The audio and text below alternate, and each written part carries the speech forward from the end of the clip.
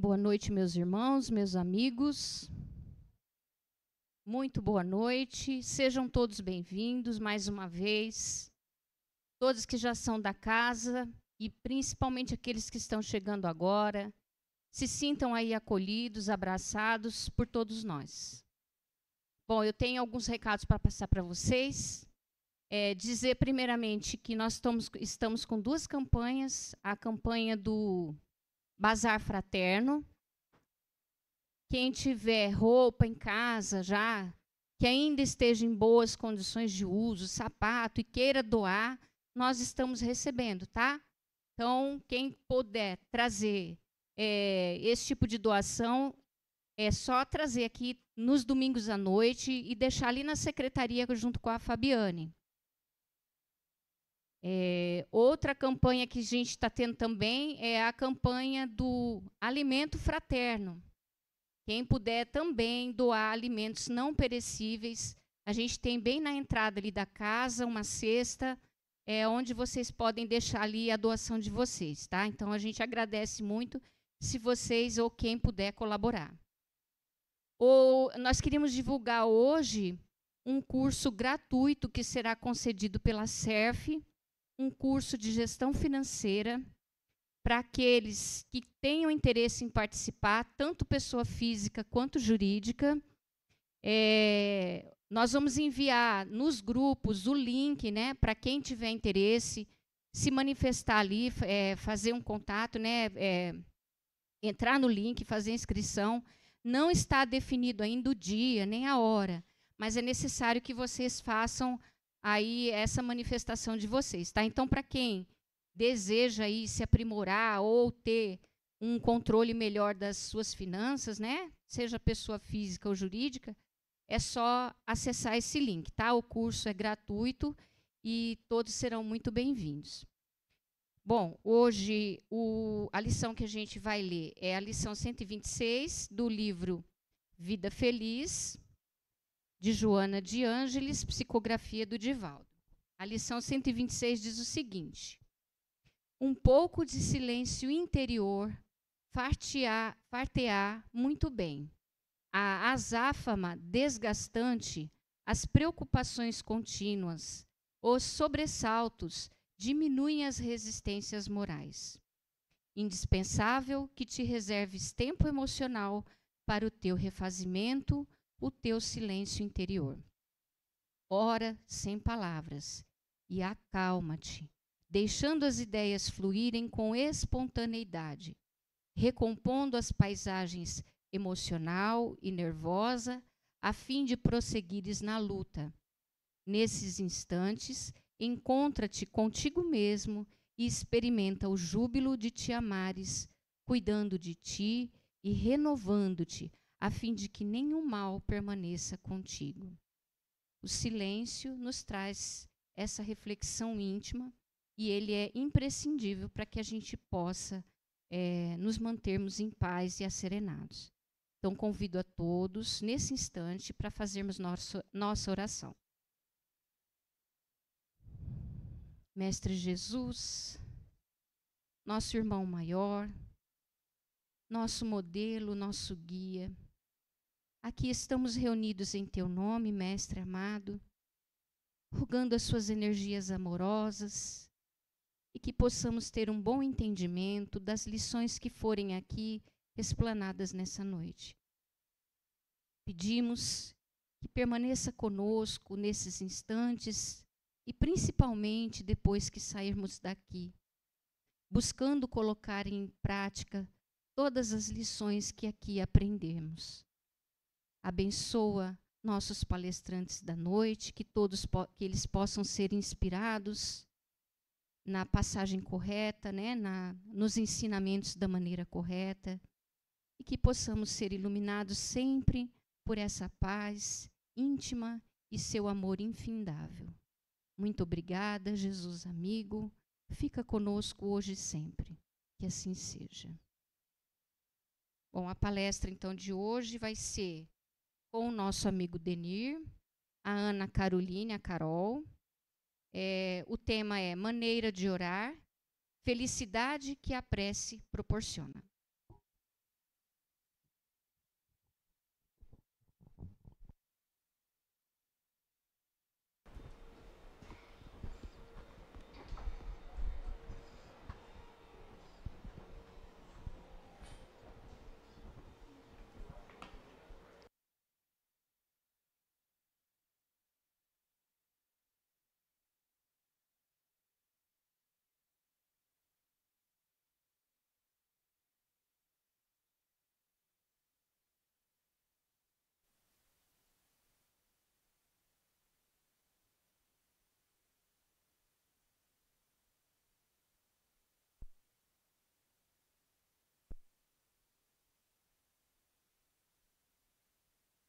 Som.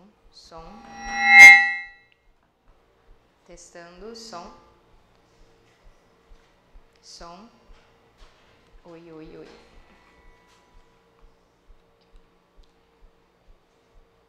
Som, testando, som. Tranquilo?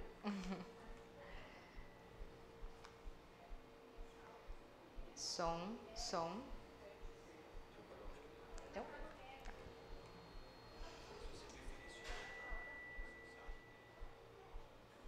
pode ser.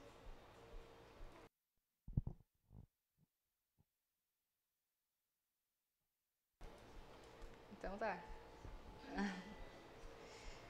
Pode?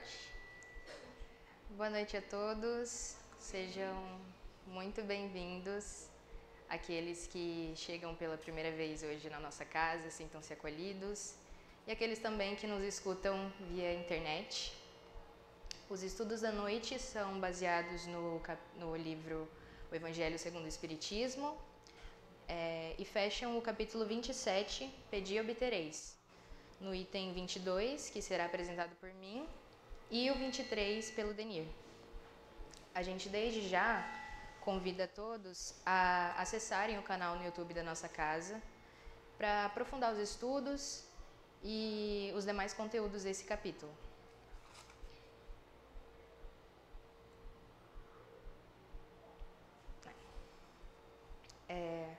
O item 22 nos traz como instrução dos espíritos a maneira de orar. E são ensinamentos importantes que tocam nossa alma com naturalidade e também nos convidam a ressignificar crenças antigas e culturais que nós vamos adquirindo ao longo das nossas encarnações. A prece é o meio de comunicação com o Pai. E essa relação, assim como as relações humanas, para que ela tenha profundidade, ela necessita de intimidade. E isso requer dedicação da nossa parte, né? E é um exercício. E como Jesus nos orientou, quando orares, entra no teu quarto interno e, tendo fechado a porta, ora teu Pai em segredo. E teu Pai, que vê no segredo, te recompensará. Mateus, capítulo 6, versículo 6. E essa mensagem nos convida a estabelecer uma relação conosco mesmo, pois à medida que desenvolvemos essa relação conosco, consequentemente nós estabelecemos essa relação com Deus, pois Ele está em nós, assim como nós estamos mergulhados nele. Então, Deus conhece a cada um de nós com profundidade e conhece todas as nossas necessidades. Nosso Pai, que é Criador do Universo, que está em constante expansão, onde existem trilhões de galáxias, e ainda assim Ele sabe quem é você, Ele sabe quem sou eu, Ele conhece, Ele sabe dos nossos sentimentos mais íntimos, os nossos defeitos e a nossa capacidade infinita.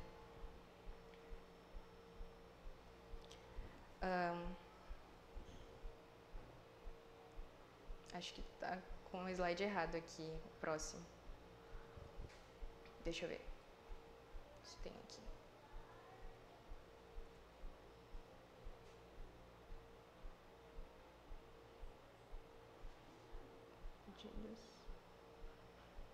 Ficou faltando um.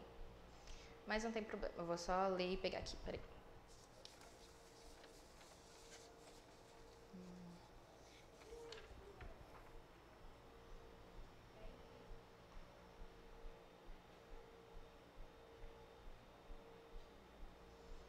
Tá. Podemos pensar que se estamos mergulhados em Deus e Ele é o nosso Criador, Ele conhece a nossa intimidade e as nossas necessidades, precisamos então orar? É necessário, né? Depois de tudo que a gente viu aqui a respeito de Deus, é necessário orarmos? E no Evangelho, a espiritualidade nos diz que é o primeiro dever de toda criatura humana. O primeiro ato que deve assinalar-lhe o retorno à vida ativa de cada dia. E eles nos chamam a atenção também para que não seja um ato mecânico, como muitas vezes nós acabamos fazendo, né? Ligados apenas pelo hábito, quando os horários nos lembram, né? Então, eles nos orientam que ela deve ser feita desde que o Espírito retomou o jugo da carne. Deve-se levar aos pés da majestade divina com humildade, com profundidade, num arrebatamento de gratidão por todos os benefícios concedidos até esse dia, pela noite que se escoou e durante a qual vos foi permitido, embora inconscientemente, retornar junto de vossos amigos, de vossos guias, para unir ao seu contato mais força e perseverança. Ela deve se levar humilde aos pés do Senhor, para lhe recomendar vossa fraqueza, pedir seu apoio, sua indulgência, sua misericórdia. Deve ser profunda, porque é vossa alma quem deve se levar até o Criador, que deve se transfigurar como Jesus no Tabor e tornar-se alva e irradiante de esperança e de amor. Muito bonita essa mensagem. Agora, a respeito dos pedidos, como nós vimos na palestra da nossa amiga Alessandra, nessas últimas semanas, né? Na prece, a gente pode louvar, pedir e agradecer. E nesse trecho dos estudos da noite, a espiritualidade vem nos destacar a respeito dos pedidos. No Evangelho de João, capítulo 15, versículo 7, nos diz que se vos permanecedes em mim e minhas palavras permanecedes em vós, pedireis tudo o que quiserdes e vos será feito. E aí? Tudo que nós pedimos realmente é concedido? E quais são os pedidos que nós fazemos a Deus na maioria das vezes? E no início do terceiro parágrafo do item 22, nos diz o seguinte: a prece deve encerrar o pedido das graças de que tendes necessidade, porém, uma necessidade real. Inútil, pois, pedir ao Senhor abreviar as vossas provas, vos dar as alegrias e a riqueza. Ou seja, muitas vezes, como filhos ainda imaturos, insensatos e ingratos, pensamos que não adianta orar a Deus se Ele não atende aos nossos pedidos. Mas vocês, pais, ou que são responsáveis por alguém, e eu me incluo nessa porque eu sou mãe de pet, nós atendemos a todos os pedidos que nos são feitos? Não, né? Pois sabemos que aquilo não será o melhor para ele. E assim como é de Deus para conosco. Então, para o nosso benefício, muitos dos pedidos que fazemos não serão atendidos. Pois se nós temos essa compreensão de que o não às vezes é a melhor resposta, imagina então o Criador, com seu olhar que abarca a eternidade e que conhece a nossa necessidade mais íntima. Então, que ao invés de pedirmos a mudança de cenários ou de circunstâncias, que busquemos pedir sabedoria, paciência, discernimento e resignação e coragem para entender o que aquela circunstância tem para nos ensinar. Que possamos pedir as ferramentas necessárias para passarmos por essa prova, o que realmente devemos aprender com ela. Exemplificando esse trecho, uma enfermidade, por exemplo, que estamos passando e pedimos a Deus para que ela seja afastada. Porém, nós não nos lembramos que talvez estejamos lidando com uma questão que pedimos no plano espiritual e que tem uma finalidade importantíssima, seja o depuramento dos desequilíbrios acumulados no nosso perispírito, ou o nosso melhoramento moral, o nosso progresso. Então, assim como diz no Evangelho de João, se vos permanecedes em mim e minhas palavras permanecedes em vós, é justamente que nossos pedidos estejam em harmonia com as leis de Deus.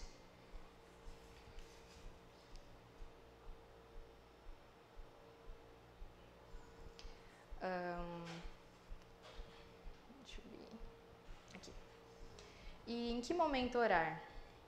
No dia a dia, muitas vezes achamos que não temos tempo para orar ou que precisamos estar no ambiente certo, né? Mas a espiritualidade nos diz que deveis orar sem cessar, sem para isso vos recolherdes em vosso aposento ou ajoelhar nas praças públicas. A prece diária é o cumprimento dos vossos deveres sem exceção, de qualquer natureza que sejam. Ou seja, não existe um lugar certo ou um momento ideal para orarmos. E como disse Emmanuel no livro Caminho, Verdade e Vida, o Cristo não estabelece linhas divisórias entre o templo e a oficina. Toda a terra é seu altar de oração e seu campo de trabalho ao mesmo tempo. Então, o auxílio a um irmão, seja de forma física ou moral, é uma forma de prece diária, do cumprimento dos nossos deveres, fazer um ato de reconhecimento a Deus, elevar nossos pensamentos, né? Quando uma alegria nos chega ou um perigo nos é evitado, ou até mesmo quando nós sentimos que falhamos em algo, reconhecer e pedir auxílio, e a força de não mais falhar e a coragem de reparar. Todas essas são maneiras de diariamente buscarmos estar presentes com nosso Pai e com a espiritualidade divina, pois ela está constantemente nos instruindo, seja por meio de inspirações ou através de pessoas. Isso é, independente das preces regulares da manhã e da tarde e dos dias consagrados. Mas como vedes, a prece pode ser de todos os instantes, sem ocasionar nenhuma interrupção aos nossos trabalhos. Ao contrário, elas o santificam. E crede bem que um só desses pensamentos, partindo do coração, é mais ouvido por vosso Pai Celestial que as longas preces ditadas pelo hábito, frequentemente sem causa determinada, as quais a hora convencionada vos lembra maquinalmente. Esse trecho é muito bonito, né? Todas as vezes que eu fui lendo, me tocava de um jeito diferente. Então, nada mais é do que a santificação das nossas tarefas, a santificação das nossas horas, dos nossos pensamentos, dos nossos sentimentos. É estarmos em comunicação, em ligação amorosa constante com nosso Pai. E é isso, muito obrigada pela atenção. E agora seguimos nossos estudos com o Denir.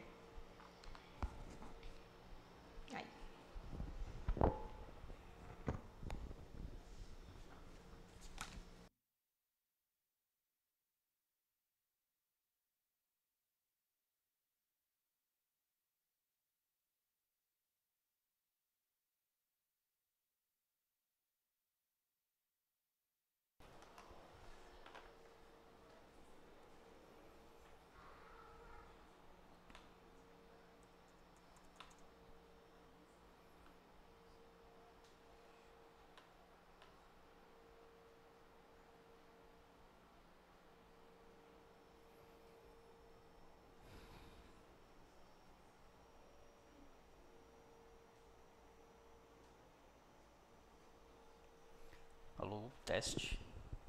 Estão me ouvindo bem? Acho que tá, né?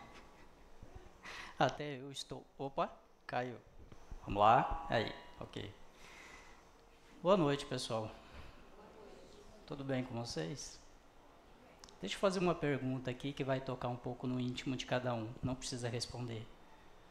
Como vão vocês hoje? Pergunta difícil de responder, né? Carol trouxe um assunto muito importante para a gente, falando sobre a prece. Não somente ela, mas vários amigos que subiram aqui nesse palco e estiveram perante esse púlpito, fizeram isso nesses últimos domingos. Trouxeram para nós informações úteis de um capítulo que eu considero assim um dos maiores manuais do livro Evangelho segundo o Espiritismo. Se pararmos para observar o capítulo 27, Pedi e obtereis, do começo ao fim ele vai falar sobre a prece. Maneiras de orar, podemos orar pelos mortos, pelos vivos, e os resultados que essa prece traz no coração e no tocante de cada um de nós. Agora eu sei o que os amigos sentem quando sobem aqui em cima. Não é fácil. Mas vamos lá. É fácil, a gente que torna difícil. É verdade. Na medida que eu ia lendo alguns livros, alguns textos, ia me passando um monte de coisa na cabeça. Coisas boas, claro. Sentimentos, o amparo da espiritualidade, esse abraço de Deus para conosco. E esse momento em específico me tocou profundamente em todas as leituras. Eu vou tentar não chorar aqui, tá, pessoal? Porque é realmente uma leitura muito profunda, o que diz respeito ao pedir e obtereis, as preces. No capítulo de hoje, o conteúdo, a felicidade que a prece proporciona, elas vai nos trazer mais um momento que a gente precisa ter em comunhão com Deus, com Jesus Cristo, com toda a espiritualidade que nos cerca, que nos rodeia. Essa bondade que nos abraça todos os dias e a todos os momentos, a gente precisa elevar para nos conectarmos a eles, porque são eles que nos guiam.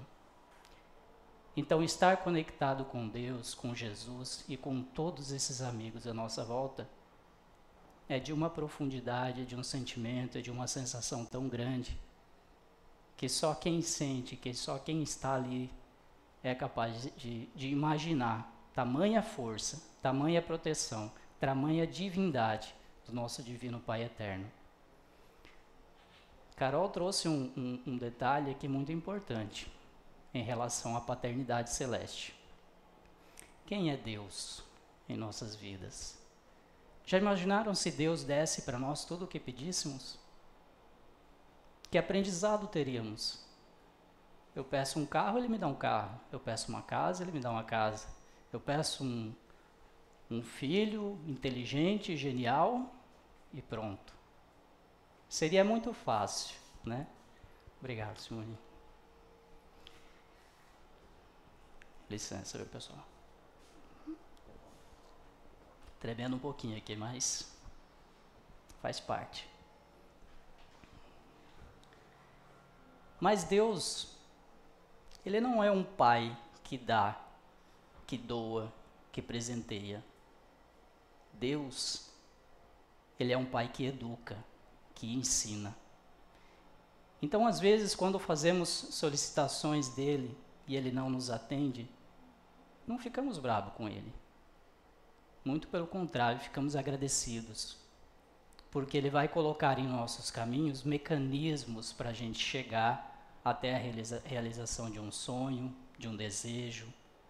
Então, ele vai nos dar o presente, mas primeiro ele vai nos permitir o aprendizado. E isso que a Carol trouxe aqui é de suma importância para cada um de nós. Antes da gente começar a falar um pouquinho sobre a felicidade, eu queria trazer um pouco sobre esse espírito que é de grande referência para o estudo da doutrina. Quem fala propriamente dele é o espírito Erasto. O espírito Erasto, lá no capítulo 1, no item 11 do Evangelho segundo o Espiritismo, ele faz uma referência muito forte a ele. Ele o descreve como sendo um dos maiores vulgarizadores da doutrina espírita. Eu vou trazer um exemplo que vocês vão entender o que eu estou querendo dizer. Essa semana, o meu filho, Gabriel, chegou para mim e perguntou: pai, droga é uma palavra feia? Eu virei para ele em 2 segundos e respondi: depende do contexto. Depende de como você atribui esta palavra. Se você, de repente, em uma ação, não consegue executar ou fica nervoso e fala essa palavra, sim, ela é feia. Agora, se você utilizar ela no contexto correto, para designar ou para determinar alguma substância, por exemplo, não, ela não é feia, ela não é errada. Por exemplo, os remédios, os medicamentos, eles são drogas farmacêuticas. E assim como outras substâncias, infelizmente. Então, o termo aqui utilizado pelo Espírito Erasto para designar, para trazer esse entendimento sobre Santo Agostinho, colocando ele como vulgarizador da doutrina espírita, um dos maiores vulgarizadores da doutrina espírita, ele está se referindo como uma pessoa que trouxe que trouxe grande contribuição para a doutrina espírita. Se ele trouxe grande contribuição, então nós vamos encontrar mensagens deste espírito em praticamente todas as obras básicas do espiritismo. O Pentateuco, né?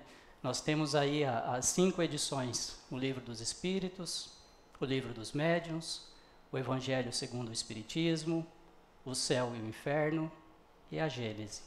Então, em todos esses livros serão encontradas mensagens desse espírito, Santo Agostinho. Espírito Erasto ainda faz uma correlação dele com Saulo. Quem aqui não lembra de Saulo? Pela famosa frase, Saulo, Saulo, por que me persegues? No livro Paulo e Estevão, do Espírito Emmanuel pela psicografia de Chico Xavier, ele descreve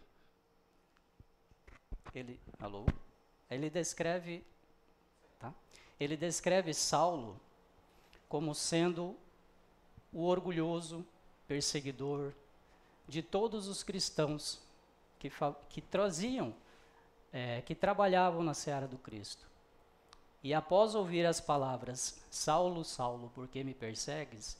Ele passa por um processo de transformação. Ele se modifica e passa de Saulo, o orgulhoso, para Paulo, o humilde servidor e seguidor do Cristo. E essa comparação feita a Santo Agostinho pelo Espírito Erasto, lá no capítulo 1 do Evangelho segundo o Espiritismo, item 11, é uma das mais profundas que pelo menos eu consigo encontrar dentre todos esses espíritos que passaram, que tiveram esse processo de transformação, de renovação. Então essa comparação com o Saulo se deve ao fato de que Espírito Santo Agostinho também era um espírito largado, um espírito com muitas dificuldades de aprendizado.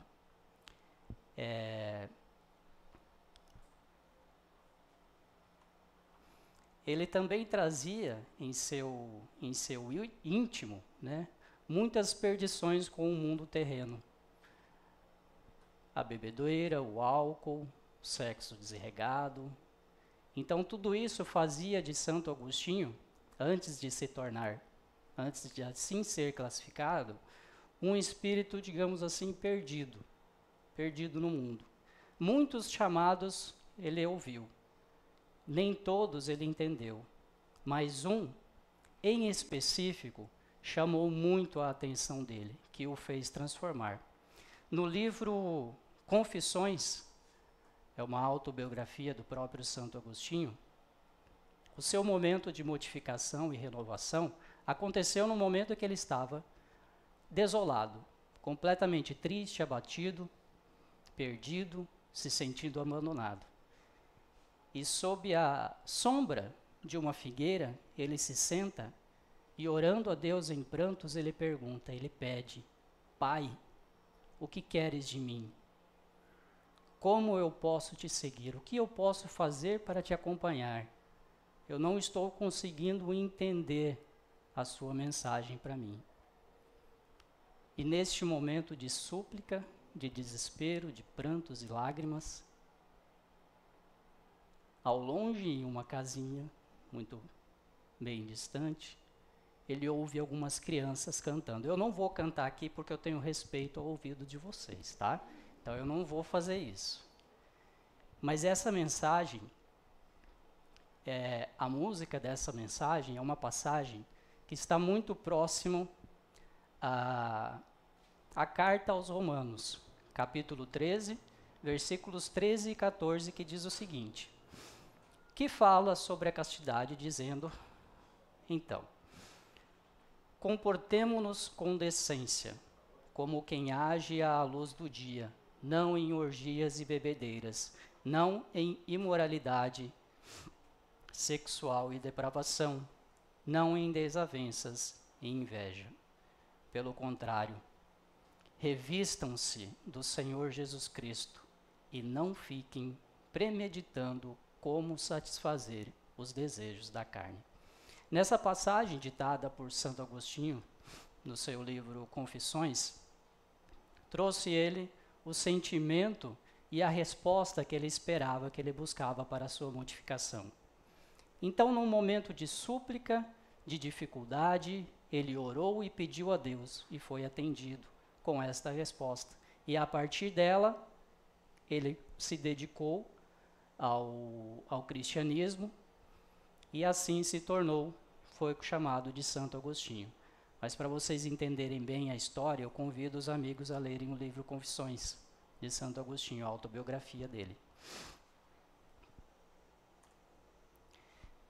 Na sua contribuição com o Evangelho, com o Espiritismo, Santo Agostinho, então, traz uma mensagem que nos toca e que nos convida à oração, à prece, independente do sentimento que estejamos passando no momento, seja de dor, de sofrimento, seja de alegria, seja de júbilo. Que diz o seguinte, vinde vós que desejais crer, os espíritos celestes acorrem a vós anunciar grandes coisas. Deus, meus filhos, abre os seus tesouros para vós outorgar todos os benefícios. Homens incrédulos, se soubesseis quão grande bem faz a fé ao coração e como induz a alma ao arrependimento e à prece, como são tocantes as palavras que saem da boca daquele que ora. A prece é o orvalho divino que aplaca o calor excessivo das paixões. Filha primogênita da fé, ela nos encaminha para a senda que conduz a Deus. No recolhimento e na solidão, estais com Deus. Para vós, já não há mistérios. Eles se vos desvendam. Apóstolos do pensamento, é para vós a vida. Vossa alma se desprende da matéria e rola por esses mundos infinitos e etéreos que os pobres humanos desconhecem.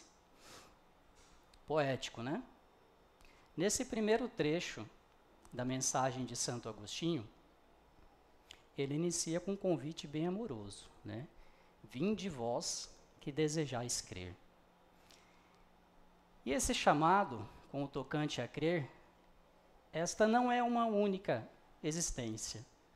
Sabemos que somos herdeiros de nós mesmos, já tivemos outras vidas, já vivemos com outras pessoas em outros lugares, outros países, e hoje estamos aqui.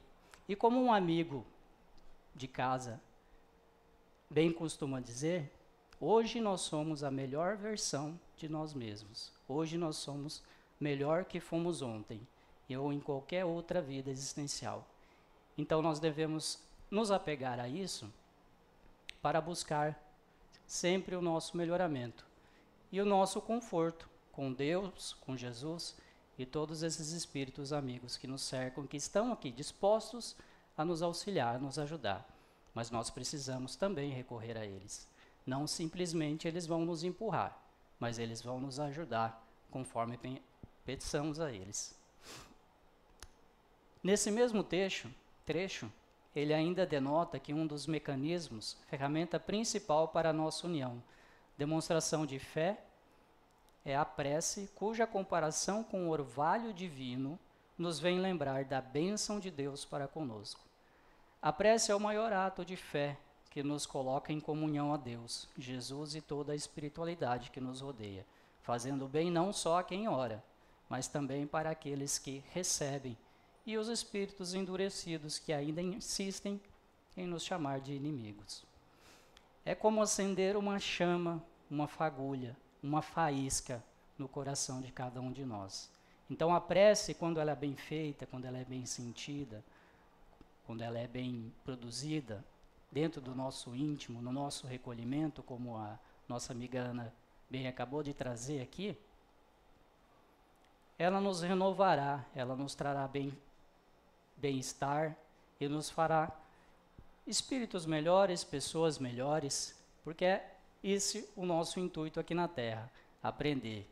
E com esse aprendizado a gente leva por uma infinita vida espiritual.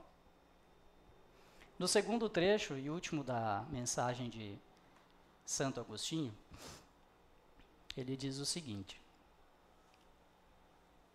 avançai, avançai pelas veredas da prece, e ouvirei as vozes dos anjos. Que harmonia! Já não são o ruído confuso e os sons estrídulos da terra. São as liras dos arcanjos, são as vozes brandas e suaves dos serafins, mais delicadas do que as brisas matinais, quando brincam na folhagem dos vossos bosques. Por entre que delícias não caminhareis, a vossa linguagem não poderá exprimir essa aventura. Tão rápida entra por todos os vossos poros, tão vivo e refrigerante é o manancial em que, orando, se bebe. Dulçorosas vozes, inebriantes perfumes, que a alma ouve e aspira, quando se lança a essas esferas desconhecidas e habitadas pela prece. Sem mescla de desejos carnais, são divinas todas as aspirações. Também vós orai como Cristo, que levando a cruz ao Gólgota, ao Calvário. Desculpa. Emoção. Carregai a vossa cruz e sentirei as doces emoções que lhe perpassam na alma, se bem que, vergado ao peso de um madeiro infamante, ele ia morrer, mas para viver a vida celestial na morada de nosso Pai. Este trechinho, esse último parágrafo, acho que nos coloca a refletir bem, né? Ah, mas era Cristo. Mas nós podemos também um dia chegar lá. Nós vamos um dia chegar lá, esperamos um dia chegar lá, na condição do Cristo. Para Cristo encarnar na Terra e trazer todos esses ensinamentos de Deus, da espiritualidade, em sua época, para nos ensinar e hoje servir ainda, há mais de 2000 anos, de modelo e guia, é de uma profundidade muito grande. E pensar que o Cristo, carregando a cruz, com todas as dores do corpo físico, e ainda assim ter um tempo para fazer uma prece, para sentir Deus no coração, é o que nos serve como exemplo, com certeza, para podermos nos elevar perante Ele, nos igualar e buscar. Ele veio primeiro. Ele é o nosso modelo, Ele é o nosso mestre, Ele é o nosso guia. E Ele é o melhor exemplo que nós temos de fé e perseverança. Então, nesse trecho final, Santo Agostinho remete da importância da prece como ato de fé e devoção para com Deus. Traz a comparação de anjos e serafins como sinônimo dos espíritos evoluídos, que auxiliam a cada um em sua jornada. Mostra que mesmo mediante a dor e o sofrimento, comparando Jesus, levando a cruz até o Calvário em Gólgota, nunca deixou de orar. Deus não nos livrará de nosso fardo, mas a dor a ser sentida, seja no corpo físico, seja na alma, é muito pequena mediante aos planos dele para conosco, que é um Pai amoroso e que educa. Na semana passada, a nossa amiga Soraya deu uma aula aqui sobre o capítulo 5 do Evangelho segundo o Espiritismo. É uma passagem de Mateus, capítulo 5, versículo 4, que diz o seguinte: Bem-aventurados os que choram, porque eles serão consolados.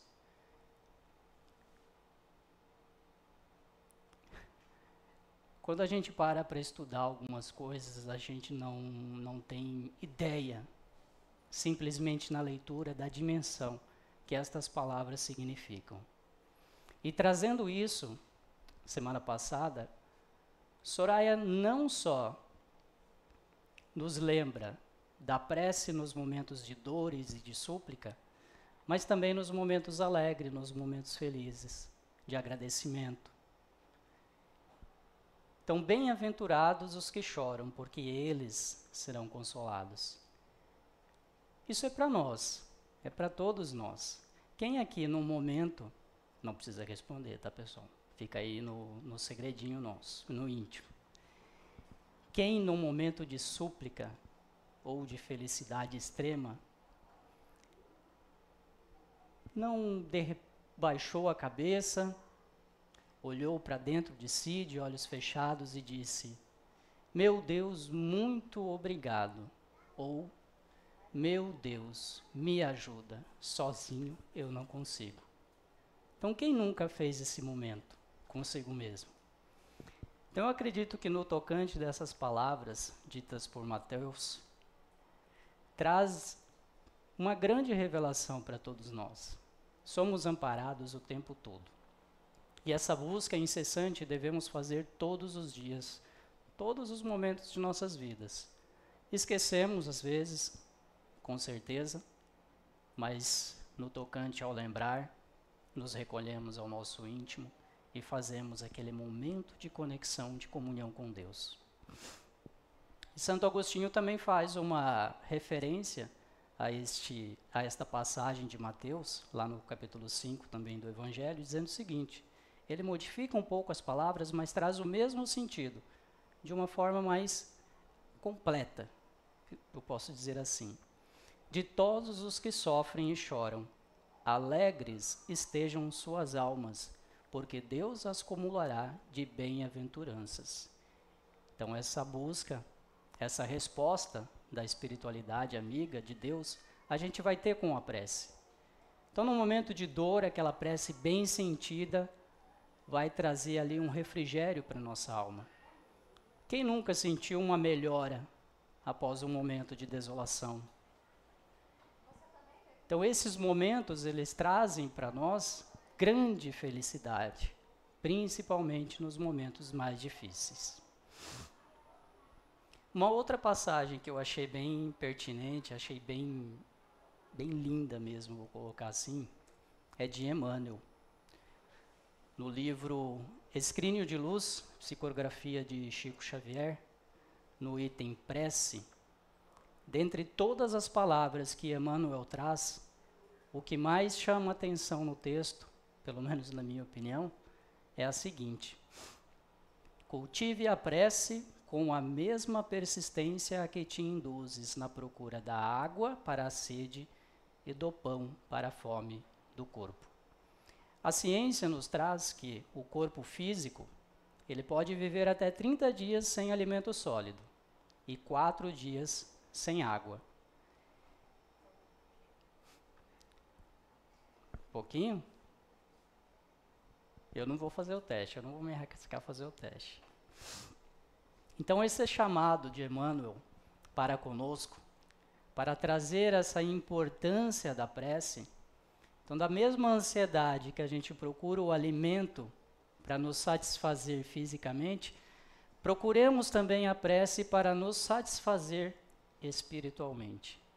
Então, tanto quanto o corpo precisa ser alimentado, o espírito também.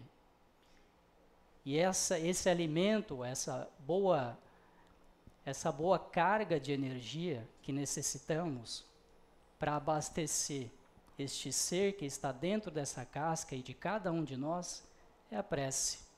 Nada melhor do que a prece para satisfazer, para levantar e para nos realçar perante as nossas dificuldades e as nossas melhorias também.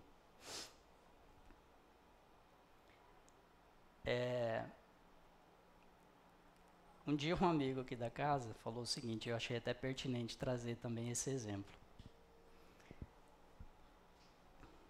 Então, neste momento de súplica, né, é como aquele ateu que diz, sou ateu, graças a Deus.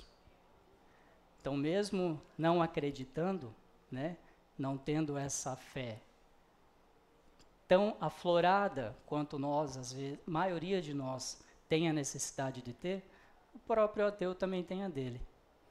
E quem é Deus para esse ateu? Se formos buscar estudar a palavra Deus, vamos chegar a um único consenso, a uma única resposta. Então, o Deus dele é o mesmo Deus de cada um de nós, porque Deus só tem um, né?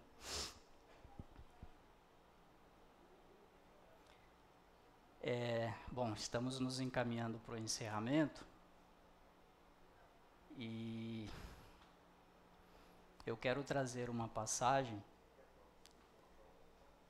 que eu vou confessar a vocês que não teve uma vez que eu precisei repetir a leitura que eu não chorei. Eu vou tentar não chorar aqui hoje. Hoje mesmo, repassando ela umas 3 vezes, eu quase desidratei, como os amigos falam.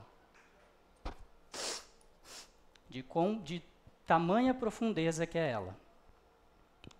A passagem, ela está lá no livro Boa Nova, pela psicografia de Chico Xavier, pelo espírito Humberto de Campos.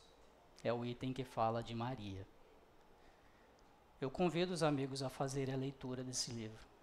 É de um tocante, de uma emoção tão forte que vocês não fazem, e para quem já leu, claro, não faz ideia do quão emocionante é as palavras que Humberto coloca para descrever todas as passagens do Cristo, desde o seu nascimento até a sua crucificação. Então, para quem aqui assiste aquela série The Chosen, Os Escolhidos, leiam também esse livro. Ele vai colocar vocês num tocante tão profundo que é de surpreender, é de emocionar realmente. Eu fiz um resumo e diz o seguinte: Maria recebera o Espírito de Jesus, segundo Humberto de Campos, que viera lhe buscar frente aos últimos suspiros do corpo físico, dizendo que já era chegada a hora. Maria, como último desejo daquele momento, antes de ser conduzida às esferas espirituais, pediu para fazer uma última visita aos que carinhosamente chamava de filhos, que ainda lutavam pela causa do Cristo, Jesus, seu Filho. Maria, já em espírito desencarnado, fora levado ao alto, onde avistara a cidade de Nazaré, a região de Cafarnaum, passando pela região do lago, conduzindo suas vibrações, como sempre fizera, enquanto encarnada. Então Jesus, mais uma vez, diz para Maria que estava na hora de partir. Mas Maria, sempre muito preocupada com seus filhos, disse que ainda não podia, pois ainda existe muita dor e sofrimento, e quero estar com eles. E quero estar com eles neste último momento. É aquele famoso ditado, né? Manda quem pode, obedece quem tem juízo. E isso Cristo tinha de sobra, né? E então ele atende o último pedido de Maria. Maria então foi acompanhada até Roma, onde sobrevoava a região dos circos máximos, aí vai ficando um pouco difícil. Então ela descera tempestivamente, como alguém que ouve um chamado de súplica, atravessando as paredes, chegando até o calabouço, a prisão onde ficavam os condenados, cujas suas únicas faltas eram serem cristãos.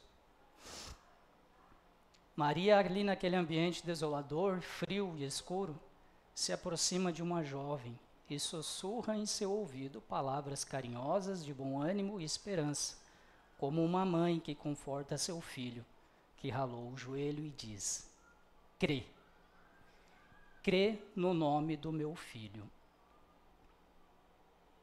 Conta ainda Humberto de Campos que esta jovem se enche de júbilo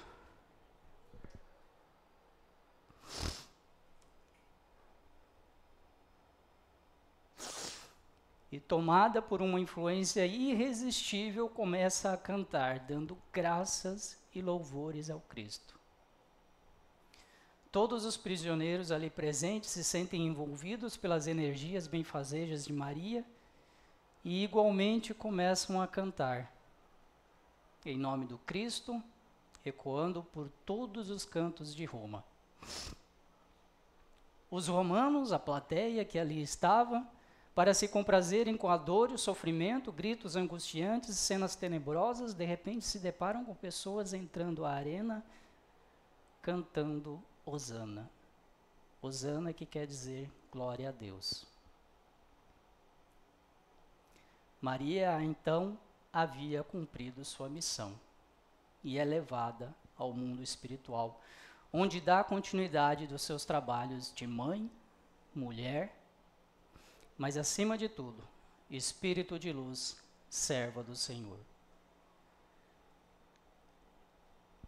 Depois que vocês lerem o livro, vocês me contam o que vocês sentiram. No tocante dessas palavras de Maria, eu convido agora no encerramento de nosso momento palestra para orar. Vamos lá? Vamos fechar os nossos olhos,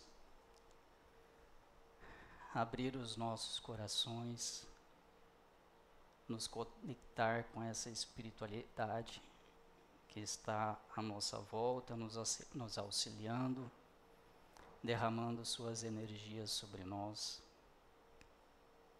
Maria, Mãe do Cristo Jesus, nos acompanhe nos nossos momentos de dificuldade, de tristeza, de alegria e de júbilo. Nos faça sentir esta força que emana de Ti, do Jesus, de Deus. Que essas energias nos encaminhem em nossa jornada encarnatória, nos auxiliando em fé, em perseverança, em aprendizado, em todos os campos que necessitarmos. Temos os nossos planos, mas Deus sabe o que é melhor para cada um de nós. Tenhamos fé, tenhamos paciência, tenhamos perseverança. Que Deus prometeu os tesouros dos céus, e assim nós os alcançaremos um dia a todos eles. Que a felicidade que Ele nos prometeu, o júbilo, a paz, a serenidade, nos acompanhe nesta semana e em todos os desígnios de nossos dias, em nossas tarefas. Sê conosco, Mestre, sê conosco, Maria, hoje e sempre. Assim seja. Obrigado, pessoal.